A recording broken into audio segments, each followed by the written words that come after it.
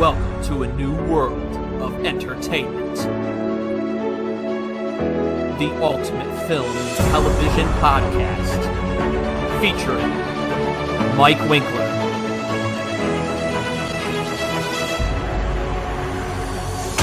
Alistair Englehart, Daniel English,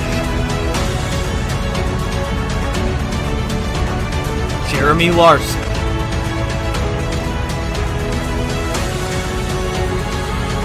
and Jason Kabasi.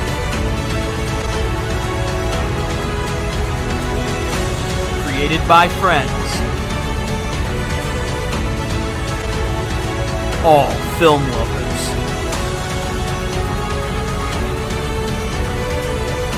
We feature in-depth discussions and celebrity interviews. This podcast is available on all major platforms. Welcome to the Lights, Camera, Action Entertainment Reviews Podcast. On this episode,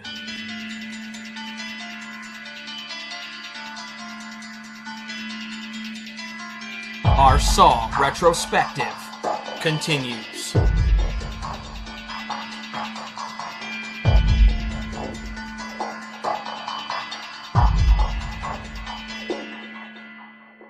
Each week, we will cover 2 of the 8 Saw films.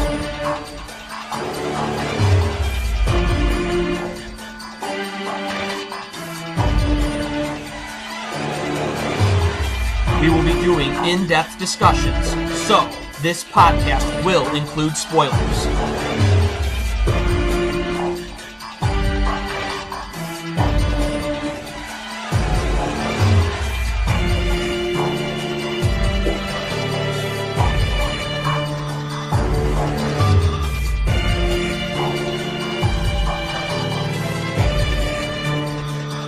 This retrospective will be hosted by Mike Winkler and Jason Kabasi.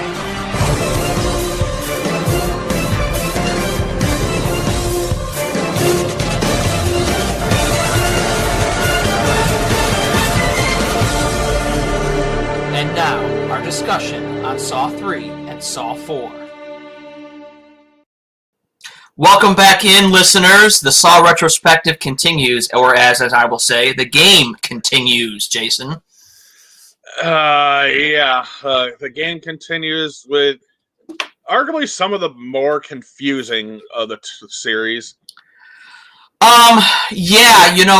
I started watching Saw 3 yesterday, I could already, out of the gate, see some of the differences, even from 2, especially from 1, and some of the confusion starts setting in, especially when you get to the final act of Saw 3.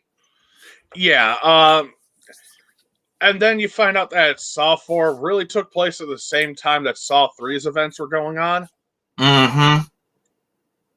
Yeah, that was a little confusing at times. It jumped around. This is where you really saw less of the character development in the story and more of just, hey, let's see what we can do for the gore factor. Well, that's what Saw 4 kind of felt like. And 3 really upped the ante in the blood and gore. I will admit, though, the traps did get better, and I do like that aspect of the future films. But what I don't like about 3 is the fact that Amanda's traps were just pretty much inescapable. Well, she was going against the rules, and that's ultimately why Jigsaw tested her, because she was willing to let people die, because ultimately she was a murderer. Yeah. But yeah, you're absolutely right, too. I have to say that Saw 3 wasn't nearly as mediocre as I remember it. There were still some aspects of 3 that I liked. I just felt like 3 was a little too long and that it dragged on a little too much. Yeah, I can agree with that. This is where you started seeing the budget for the film starting to go up more. You could tell. Was with this movie. But the problem is, though, that after Saw 3, the box office numbers just started declining. And not at the, not at the smallest of rates either. Well, no, and that happens with horror franchises typically, but I think it's because people got to a point with these movies once we get into 4 and 5 and 6 that maybe we were just in too familiar territory. Just felt like the same movie being made with a few different plot elements. Yeah, like Saw 3 and 4 both had a budget of $10 million. Mm-hmm. 3's box office numbers were 164.9. Still great. And 4 dropped down by almost 30 million to 139.4. Well, that's pretty substantial. Could you bring up the 5 and 6 just for the hell of it? Yeah, give me 1 second and I'll pull that up. Okay.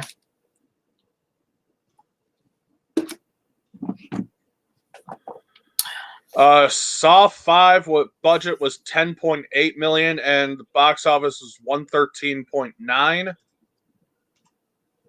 And it's declining.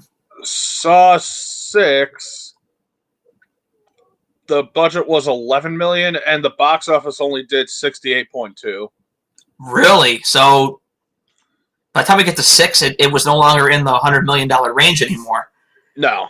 Well, I could see why when Saw 7 was announced that they said it was the final chapter, because they obviously saw what was happening. Chapter.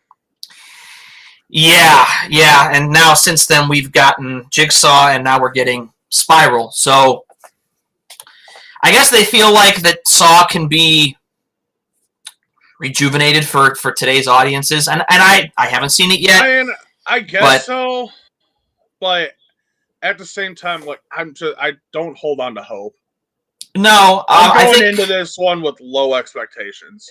Yeah, I think the only thing that gives it a little bit of hope is that they brought in new blood. I'm curious to see what Chris Rock's big idea was. And the fact they got Sam Jackson to be in it, too, I find to be very interesting. So I guess it's a little bit more intriguing than anything else. Yeah, it's interesting, but at the same time, I'm just not expecting much of anything from it. No, I'll go in with very low expectations. It'll just be me being intrigued, and maybe we'll be surprised, or maybe we'll get exactly what we expect from it. Yeah. And then me and Mike actually found a website that gave a lot of different information, like some of the things you might have missed at it, like all the events that took place, like what happened before, during, and after the Saw series. Mm-hmm. And it's kind of interesting to see how all these events just jump all over the place. When I read the timeline article and saw how much it really jumped around, I'm thinking, wow, so it wasn't just like in our heads that these movies jumped around too much, because this pretty much proves it. Yeah. But I recommend reading it. It's a good read. Yeah. Let me send this to you so that way if you want to give this to the group here. Oh, yeah. I'm going to copy the link for everybody, for anybody that's watching, and if you want to read the article, this is where it will be. I don't know if I can actually copy and paste it onto here. It's saying its text is too long, so I will share the link at the end of the podcast. I'll put it in the comment section, and if you want to read that article, it's worth a good read. Yeah. All right, so let's dive into 3 then. Yeah, we jump right into where Saw 2 left off, Detective Matthews being locked up. Yeah, with him being left in the bathroom to die, Matthews breaks his foot with a toilet lid to escape the shackle. 6 months later, the aftermath of a Jigsaw game is discovered by Officer Dana Rigg's SWAT team, where the victim, Troy, had to rip chains from his body to escape a bomb. Detective Allison Carey points out that the room's exit was welded shut, breaking Jigsaw's modus operandi of giving his victims a chance to survive. While reviewing the videotape, Carey is abducted and awakens in a harness hooked into her ribs, but despite being able to retrieve a key from a beaker of acid and unlock it, the trap inevitably kills her. That was a very, very interesting trap, and that might have actually, at this point, been one of the most disturbing traps up to this point. I wholeheartedly agree. It really was a disturbing trap, but this goes to show, like, this is 2 traps, though, already that broke the protocol of what Kramer's games were. The one thing I was a little confused by, or by what they did here in the scene where Amanda walks in the room in front of her before it rips her apart. Yeah, They do a shot that obscures her face. I don't really know why the movie is hiding that it's Amanda, because we already know what she's doing based on the end of Saw 2, so I don't know why the movie portrays it as a one big secret, because it isn't. no, I don't get it either. This was the beginning of the questions that I had for this series, Mm-hmm. and for good reason. But yeah, so Dr. Lynn Denlin is abducted from the hospital she works at and brought to the bedridden John Kramer. Mm-hmm. Amanda locks a collar armed with 5 shotgun shells around Lynn's neck that is connected to John's heart rate monitor and will detonate if she moves out of range or if John dies. Lynn is instructed by Amanda to keep him alive until another test subject has completed the game. The victim, Jeff, a grief-stricken father consumed with vengeance after the death of his son, Villain, in a drunk driving accident, must undergo a series of tests around the abandoned meatpacking plant to confront those involved in the incident. One of the things, though, from that timeline that you find out is that during this whole sequence, you find out that Kramer, I believe, had it set up where Amanda would have also died if John dies. Yeah, that's Because how I perceived it. Just because of the fact, like, he knew that what Amanda was doing, really, and that, Mm-hmm. she really wasn't worthy of being an apprentice of his. Well, she was very unhinged, and even as this movie progresses, you can just see that she can't be trusted. John Kramer, at least, he's level-headed. He doesn't lose his cool, and he has motivation and reasons for what he does. Her, you can immediately see with the first trap that no, she cannot be the next Jigsaw because she cannot follow the rules, and that's his number one. That's his number one rule: follow the rules. Yeah. Let's see here, and then Jeff's first test leads him to a meat locker where he finds Danica Scott, the only witness to the accident, who refused to testify in court. She is stripped naked and chained inside a metal frame, which begins spraying her with ice-cold water.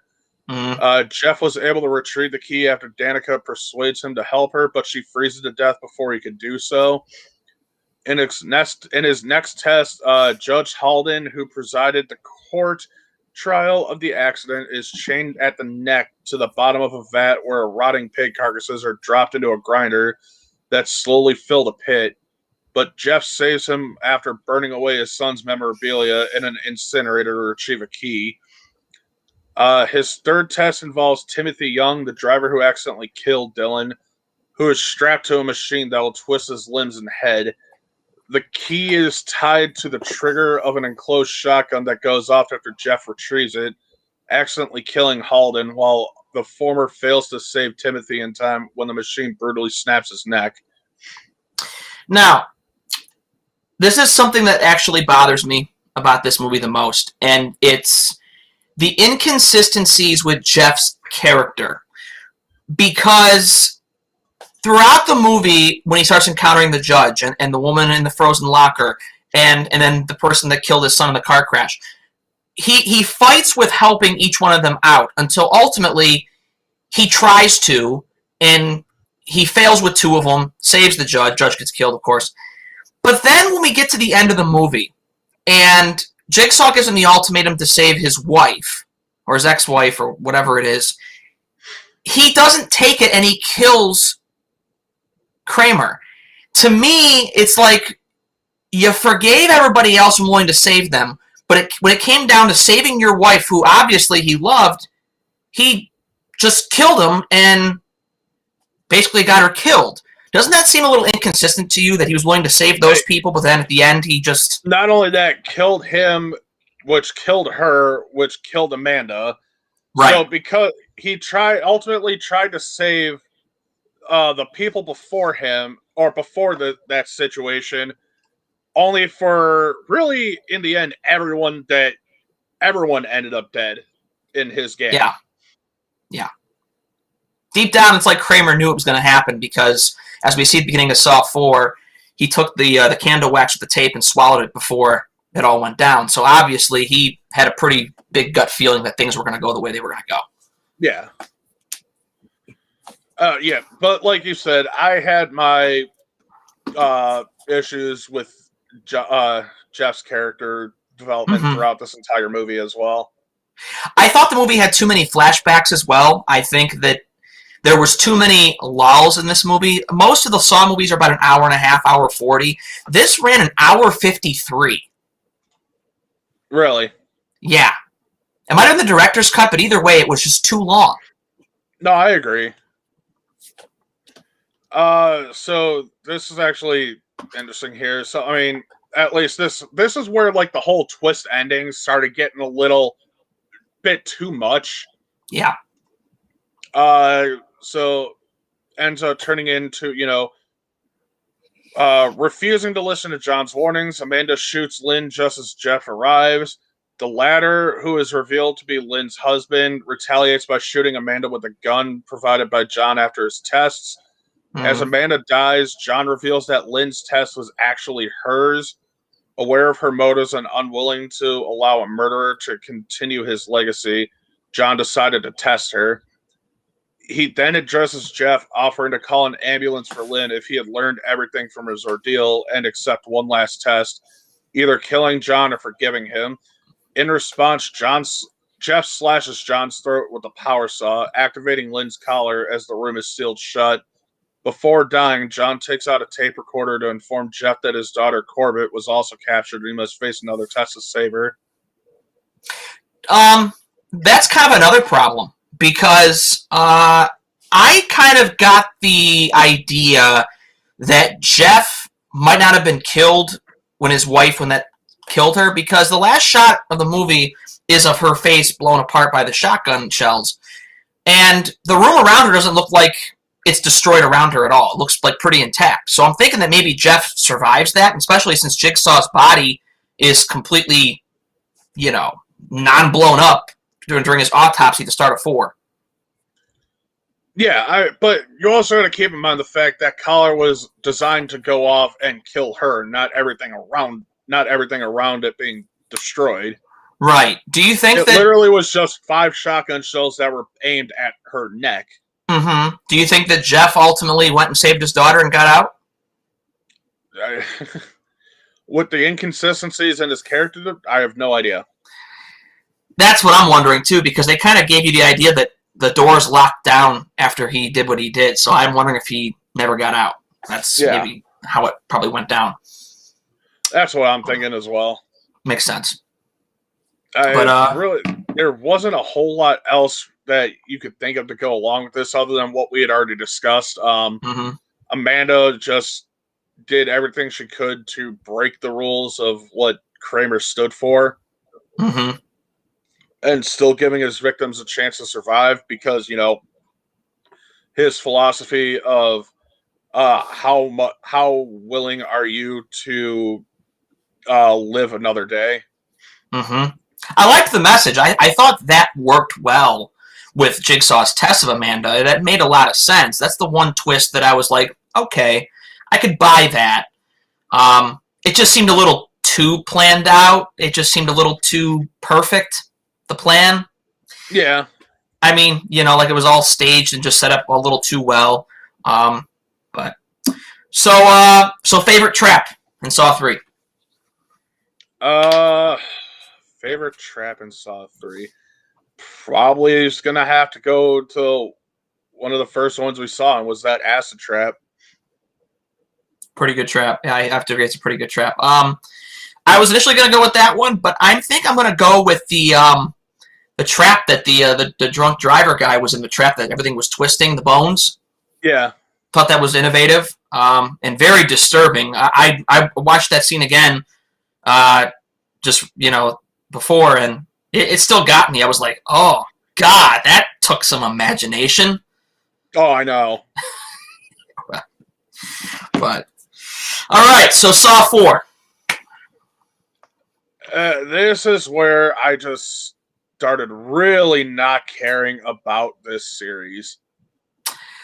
I have to say that I'm only giving this movie a slight edge over 3 just because the pacing is better. And I think the pacing is better and everything. It is better than what 3 was, but this just really just felt more the same as it was basically a glorified 3.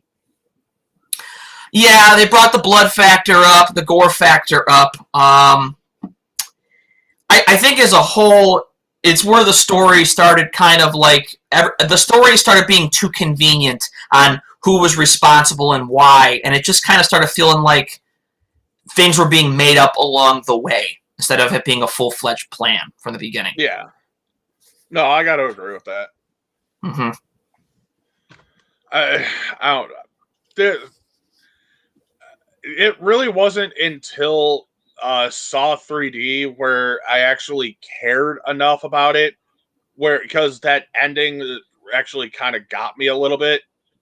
The ending was good of Saw 3D. Yeah, it was really, really good, especially when it tied it all together with the doc from the first film and how it all tied together. That was a nice touch. I like the fact that he was in the last movie because, really, to be honest, I don't think they could have made a good final chapter without him being a part of it because they never revisit him until that movie. Yeah, I know. I'm glad that they did. Mm-hmm. Very important. All right, so going into Saw 4 here. So this was the first film in the franchise to not be written by Lee Winnell. Oh, note for that real quick. Lee Winnell, do you know who he is? No. He is, what's the character's name from the first film? The one next to the doc? Oh, you're asking me to remember that now? Okay, we'll call him Bathtub Trap Man. That actually is Lee. That's the writer. Okay. I did not know that. Okay. I recently found that out. I thought that was an interesting tidbit. Go ahead. Yeah, it was released by Lionsgate on October 26, 2007, and received generally negative reviews from critics. Mm-hmm. Despite this, the film was a box office success, grossing $139 million worldwide. I can understand, obviously, the negative reviews from the critics and all that because, well, we had a lot of negative reviews ourselves about everything really after 1 and 2. Yeah. I don't know where things started to really go wrong here. I guess things would have been better if when they did Saw 1, I know it's hard to say when they did Saw 1 that it was going to be a franchise because at the time they didn't know how the movie was going to do. But yeah. I think after they knew it was such a big hit, I think when they did Saw 2, there should have been a plan in place at least through 3. And it just felt like after 2, they were just going with the motions. And that's part of the reason or part of the problem with releasing a movie every year, is you're not having a time to really develop a proper script to make sure it all just comes together the right way instead of everything feeling like it's forced or for shock value. No, exactly. Actually kind of makes me wonder about something, though. How much of this was all shot together?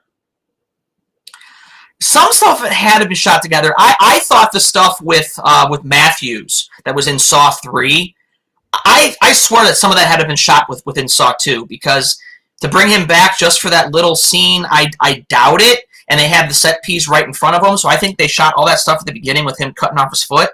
I wouldn't be surprised if that was supposed to be in Saw 2 and it got cut. But I'm talking about between Saw 1 through 7 through the 3D. I'm wondering how many of those movies were shot back to back. I think did a movie come out every year until Jigsaw? Yeah. So I would think that there might have only been maybe a 4-month gap between filming each movie. So it left 3 months maybe to write a script. So it makes me wonder how much of it was all filmed back to back again. It makes me have to wonder about that. Well, or at least very close together. Yeah. But it makes you wonder too if the scripts were being written on the fly. I don't know. Yeah, I don't know either, and that's really kind of what bugs me about this because with the release of each of these films coming out roughly around anywhere between the Halloween and Christmas time, Mm-hmm. that every year for 7 years straight, it really makes you wonder exactly how they were able to do that. Like, how were they able to get the films out so quick? Did they film this back to back like that? Did they just write the shit on the fly and then film right after that? Mm-hmm. Or what was going on? Well, I think the thing that's surprising about it all is that how innovative the trap designs are from movie to movie. So I would have to think that those were being developed in bulk, the traps, because there's no way you can come up with all these ideas for traps in a very small amount of time that quickly. There had to be a lot of set design and a lot of proper things to do everything right. I wish I knew, because Lee wrote the first three, and then after that it went to a different screenwriter, which I don't even know if the screenwriters that were part of the ones after three were always a part of like the production crew or producing crew, or were they just new writers brought into the universe? I'd have to look into that. But Yeah. I don't know. I have to agree with you. I almost feel like that these were written on the fly, or they just were never proofed. They were just one draft, and that's what they shot. Yeah, that's what I've really got to wonder too. Mm-hmm. So anyway, going into this, we find the beginning right away. We find the microcassette found in Kramer's stomach during his autopsy, which contains a posthumous message from John that informs Hoffman that he will be tested. Elsewhere, two men, one with his eyes sewn shut and the other with his mouth sewn shut, awaken in a mausoleum, chained at the neck to a winch that begins reeling them in. The muted man is forced to kill the blinded man to get a key from his collar and free himself. So that was a nice little innovative way, I guess, to go through this. I liked the intro. I thought the intro was pretty good. And this really got us our first taste of Hoffman, I believe. It did. Yeah, it did. Which he ended up being Jigsaw's next apprentice, if I'm not mistaken.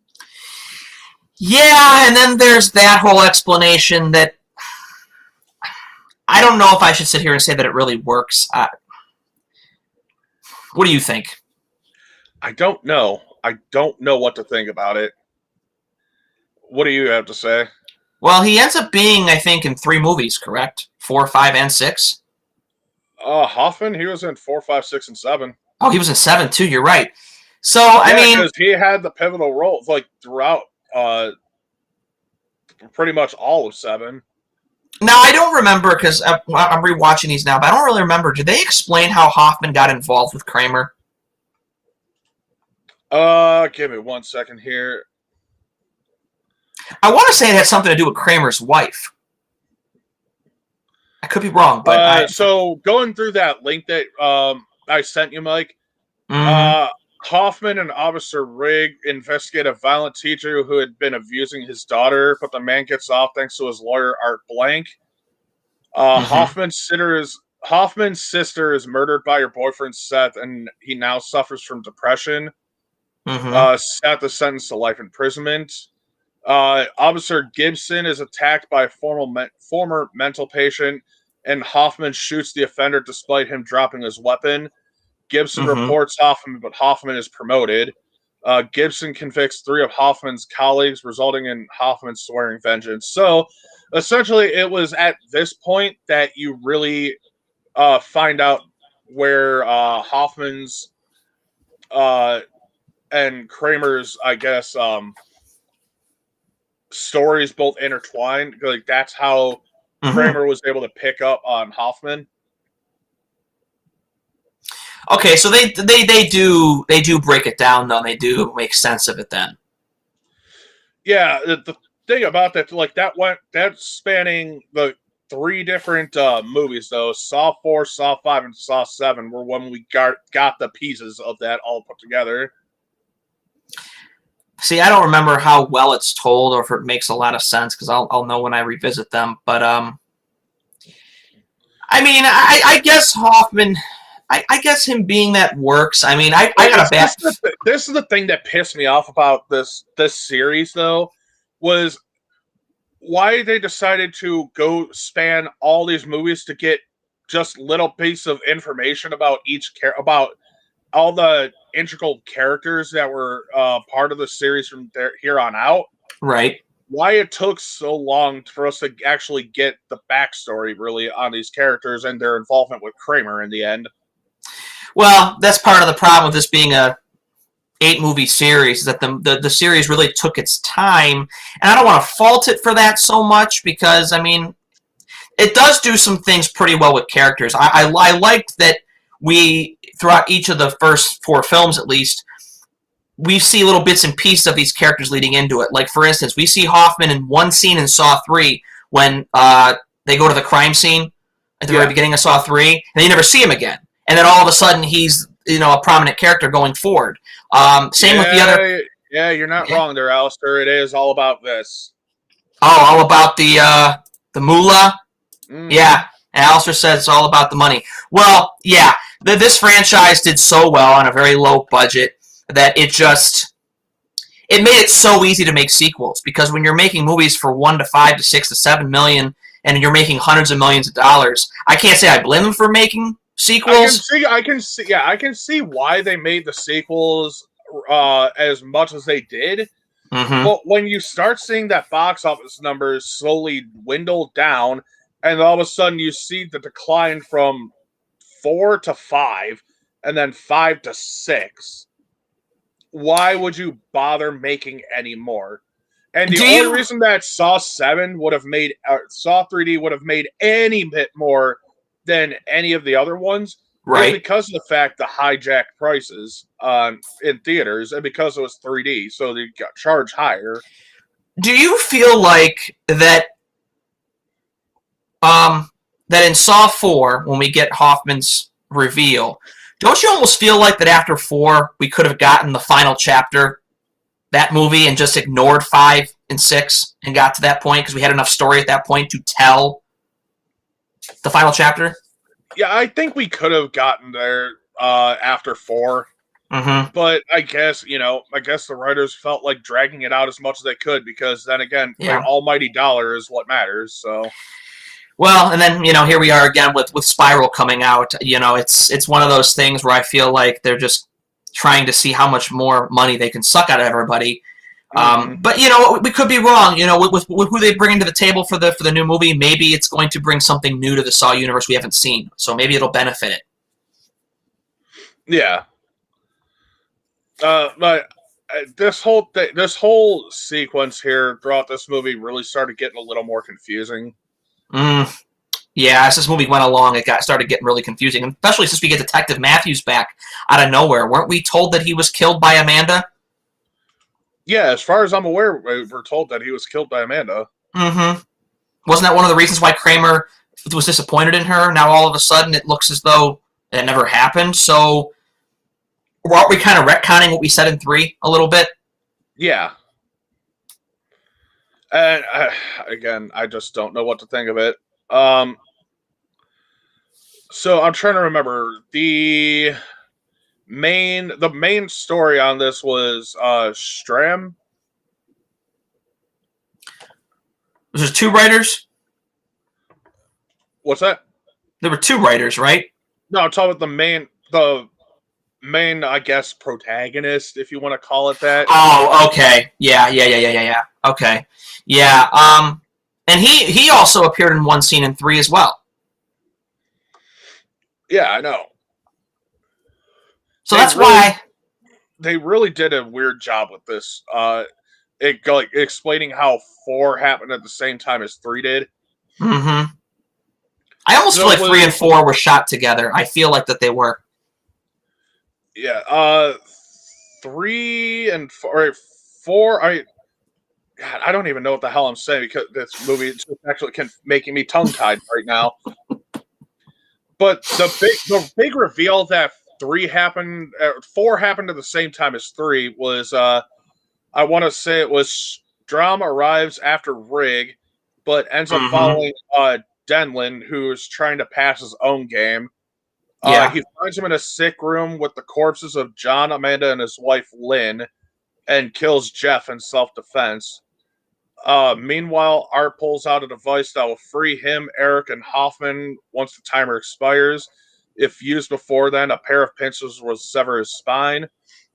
Realizing Riggs' game is for him to wait until they're able to save themselves, Eric shoots him to prevent from entering the room too early, but Rig opens the door nonetheless, which causes two ice blocks to crush Eric's head.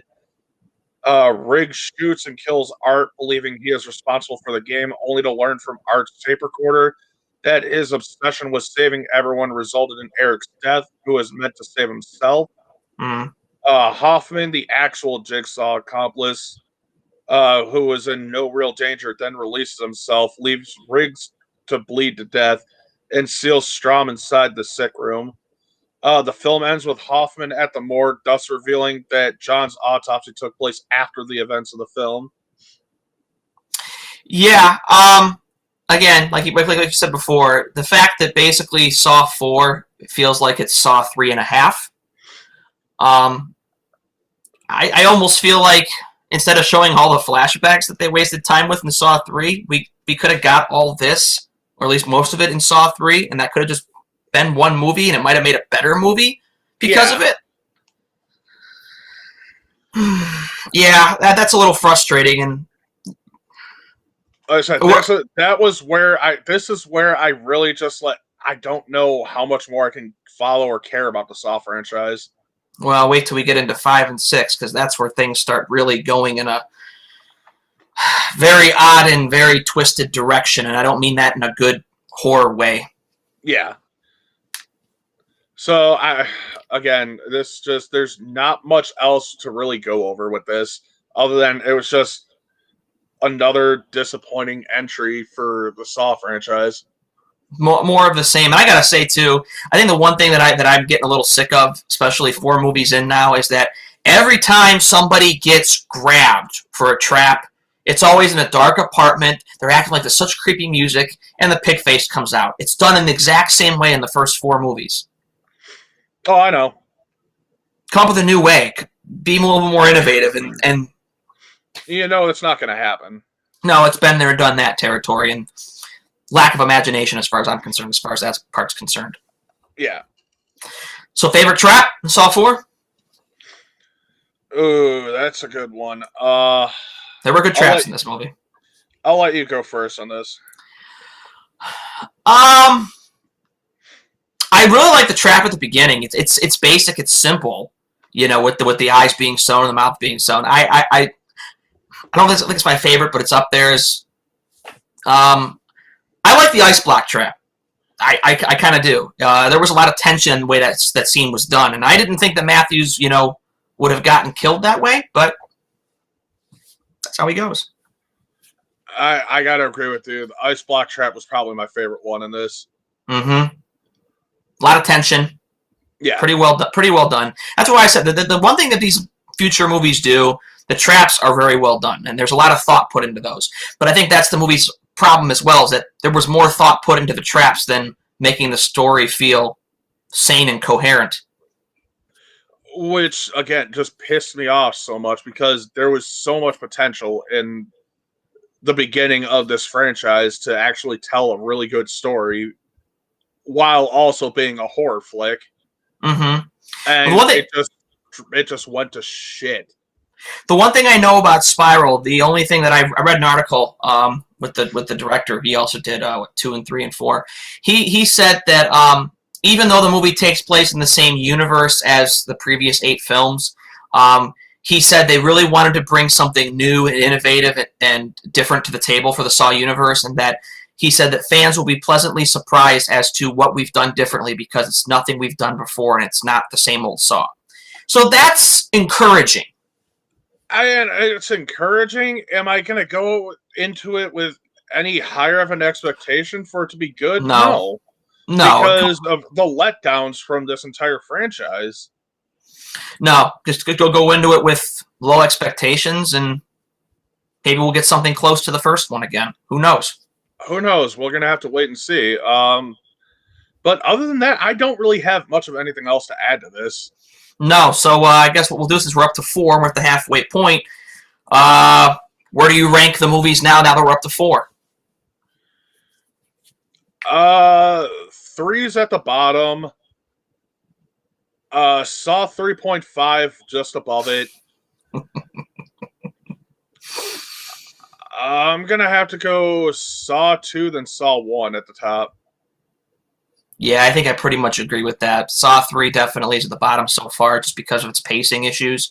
Saw 3.5/4. Good traps, but at the same time, taking place during 3 makes it confusing. And then Saw 1 and then Saw 2. Or yeah. Saw 2, then Saw 1. Saw 1 at the top, yeah.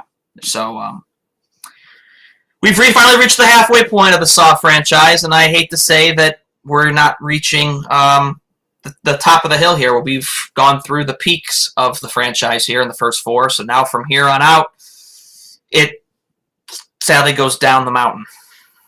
Unfortunately. Yeah.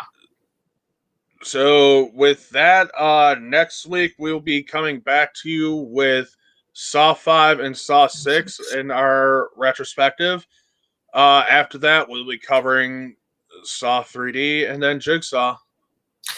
Yep, and then after we're done with our Saw retrospective, we talked about it on last night's show, either The Matrix or Jurassic Park. I think we're probably going to do The Matrix first. I think we're all kind of on the same page with that, especially since we were supposed to do that back in November, but we got sidetracked with other stuff. So I would say The Matrix probably is going to be our next retrospective after Saw. Which I'm greatly looking forward to. I'm sure that a lot of you out there are looking forward to it as well. So... with that, ladies and gentlemen, that is a wrap on part 2 of our Saw retrospective. Tune in next week for part 3. And with this, that's a wrap. Cut.